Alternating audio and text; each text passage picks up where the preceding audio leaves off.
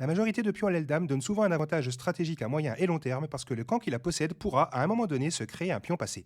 Il est plus facile d'avancer une majorité à l'aile dame qu'à l'aile roi, car le plus souvent on joue le petit roc, et en avançant les pions de ce côté-là, on fragiliserait beaucoup trop la défense du roi. Dans cette position, les blancs ont une majorité à l'aile dame de 3 pions contre 2, et cela leur donne un énorme avantage. Les noirs ont massé leurs pièces à l'aile droite pour attaquer, mais elles sont bien inoffensives. En réalité, c'est le plan des blancs le plus dangereux, car rien ne peut les empêcher de créer un pion passé sur la colonne C. Un moyen rapide d'y parvenir est de laisser le chemin au pion B en jouant fou D7. Ce coup gagne un temps sur la tour et surtout prépare le chemin pour le pion.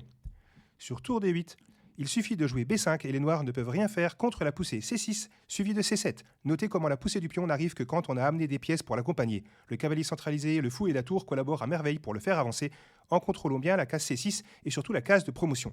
Et sur fou D7, si la tour vient en C7 en espérant bloquer le pion, on joue quand même B5 et les blancs vont se créer un pion passé en C6. La suite de leur plan sera juste de le débloquer en chassant la tour.